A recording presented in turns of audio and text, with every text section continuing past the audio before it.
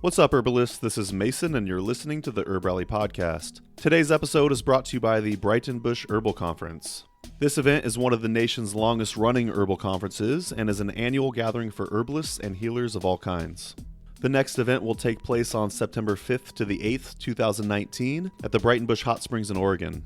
It's a couple hours drive from Portland and Eugene, or about an hour and a half east of Salem. People come from all corners to celebrate and learn from some of the most inspiring teachers in our herbal community. This year's speakers include Autumn Summers, Erica Galanton, Glenn Nagel, Heather Irvine, Howie Brownstein, Julie James, Laura Pacheco, Missy Rose, Nicole Telkish, Stephen Yeager, and Thomas Easley. The healing waters and ancient forests of Breitenbush provide an unforgettable setting for this gathering. Workshops, demonstrations, and herb walks appeal to all levels of students. Fine handmade goods and books will be available in the herbal marketplace. As always, there will be much joy and laughter to be shared during the talent show and raffle. That's Saturday night. One can also take a hike along one of the forest trails, a meditative walk through the large labyrinth, start the morning with an energizing yoga practice, or even receive a healing massage after a day of soaking in the sacred hot springs. The Breitenbush Herbal Conference is so much more than just a conference. It's a personal healing retreat for your body and mind. To learn more, just head to herbalconference.net. Again, that's herbalconference.net. And as usual, the link will be in the show notes. So we hope to see you there, and now on to the show. Enjoy.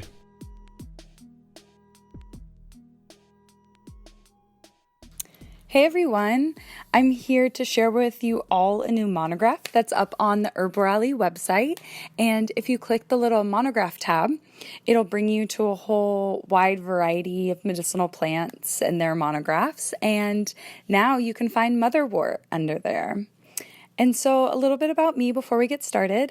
My name is Dana, and I was born and raised in Santa Cruz, California on Ohlone land. And I was really fortunate growing up. I had the ocean right there, and then a 15-minute drive led me to the mountains and led me to redwoods and the forest. And so I grew up in this area where there was a lot of plant diversity.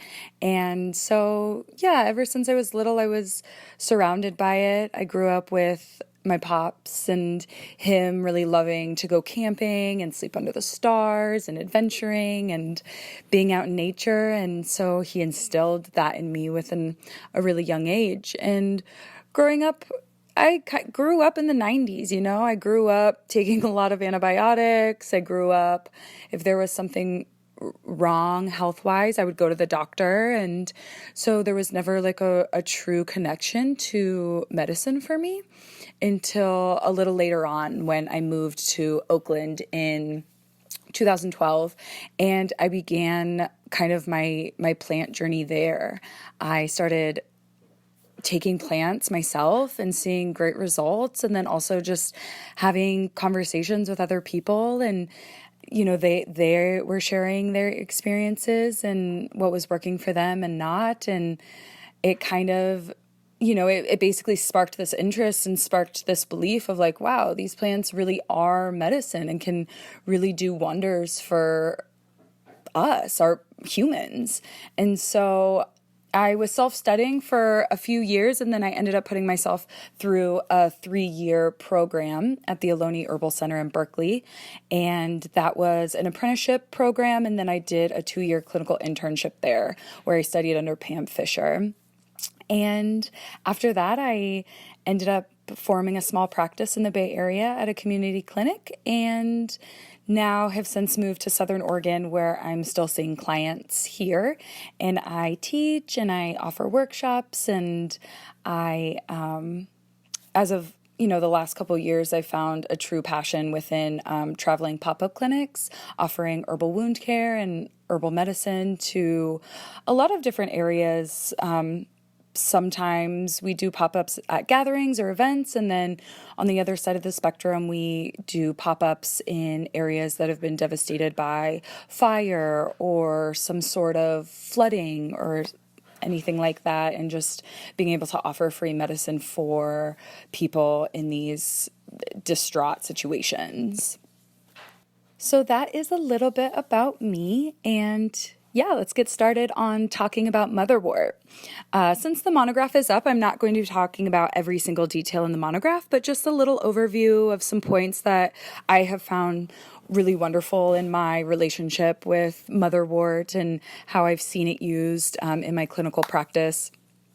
And so Motherwort's Latin name is Leonurus cardiaca, and Motherwort is usually the most common name that we use, but other common names are lion's ear, lion's heart, and heartwort. So you may have heard about the same plant, but just used with a different common name. And that's why Latin can be really beneficial. So we all know we're talking about the same exact plant because common names can overlap between plant and plant. And so Motherwort, it grows really tall and really vivacious. It's part of the mint family. So it grows kind of wild like mint. Of course, it needs to be tamed, but if you're harvesting from your garden, you can top the plant, and that'll give enough medicine to use, but also have the plant keep growing throughout the season. So the medicinal parts that we use of the plant are the aerial parts, so the leaf, flower, and stem. And I actually prefer to just use the flower and leaf. I like to take off the woody stems as much as possible and kind of garble through it, but everyone has their preference. Sometimes if I buy Motherwort fresh from a farmer, like the stems will already be cut up in it, and that's okay. But if I'm growing it, I prefer to leave the stems out. So with using Motherwort, you can tincture it, you can make an herbal infusion, like a hot tea, you can do a cold infusion, and you can make glycerins and oxymils, and you can bathe in it, and you can make a flower essence from it. And there's so many ways to use the plant. And, when I was going to school, we would do herb of the week. And so we would get one single herb, and, our mentor would just be like, use it as in all different ways, in all different environments, and just kind of tap into it and see what it's bringing up in you. And so the school gave me a little 1/2 ounce bottle of a tincture in Motherwort, and the first time I took it, I was stunned immediately. I just sat with it and let it kind of roll around in my mouth, and then it kind of sank down into my body, and it was so grounding and calmed my mind and my heart, and it almost felt like this maternal hug or this familiar hug, whether it be from a mother or grandmother or a sister, and it was absolutely amazing. It was so potent, and I was just so surprised that 2 drops of this tincture did so much in such a little time. So since that initial experience, I've used it personally and through my clinical practice. And for me, I tend to call on Motherwort in times of grief and sorrow, and kind of when the heart is feeling heavy, or even the heart is feeling almost like overstimulated to where it is, I'm feeling too much and taking on too many people's energies. And Motherwort has always been kind of that calming, grounding, nourishing energy for me in times like that. And it's also really helped me before my menstrual cycle. So with PMS, specifically around my mood levels and calming kind of that overstimulated mind. And it's been great if I use it every month. I have just seen such a difference with how I interact with the world and how I'm able to kind of protect my heart in a way that feels good, but also keeping it open. And I think that's tends to be the time where it calls me the most. And in clinical practice, I give it out as well. Usually in clinical practice, I make formulations tailored for one single person kind of in the moment. And so Motherwort is usually paired with other herbs. And this plant tends to come up for me around people struggling with stress and high blood pressure. And sometimes it's correlated, right? High blood pressure can be triggered and exacerbated by stress. And so when there's when I'm seeing a client and they're stressed and they are having tension and they're feeling overwhelmed, I like to give this plant, and sometimes I'll pair it with blue vervain or milky oats or pasque flower, and I've seen great results, just using it kind of as an anti-anxiety formula, and using it 2 to 3 times a day, but also using as needed. So when there is a time where someone's feeling overwhelmed or stressed out a little bit more than usual, like using something like Motherwort as needed can also be helpful and can be used in higher doses specifically for those situations. And in the case of high blood pressure, I have seen stress-related high blood pressure. So things that have like high blood pressure that hasn't been really high in a chronic way, but more exacerbated by stress. So kind of it going up and down depending on the environment or depending on the situation at hand. And I've seen it work wonders as well with other herbs. And some of those have been nettle and horsetail, linden and hawthorn. And, giving a consistent protocol with the herbal recommendations and lifestyle changes, I've seen clients' blood pressure drop within a week. And these were some of my first clients. So it was really, really cool to see the plants doing the work and me not expecting it so fast and it kind of just happening. And it was awesome and really confirming when I saw that and gave me even more faith in plants and specifically Motherwort.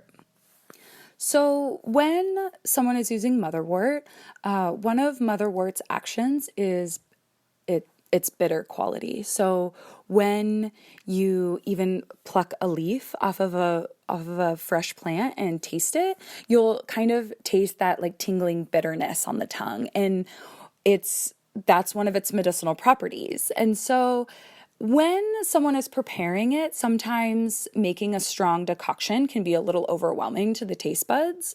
So that's when you can add honey or you can mix it with other teas. But I usually recommend using it in a tincture form if people are okay with alcohol.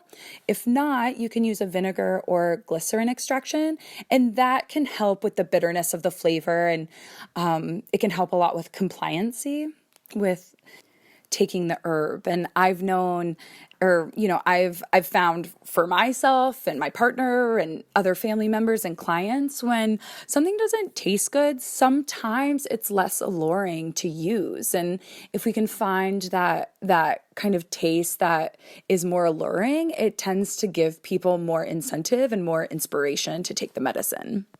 So through all of these wonderful findings on Motherwort, through research and personal experience and clinical experience, there are a few contraindications with this plant. So hop on over to the Monograph and you can read them. But usually Motherwort is recommended to avoid during pregnancy.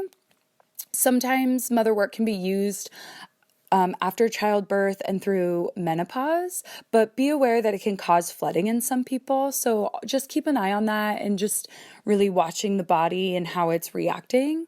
And lastly, Motherwort may interfere with cardiovascular medications.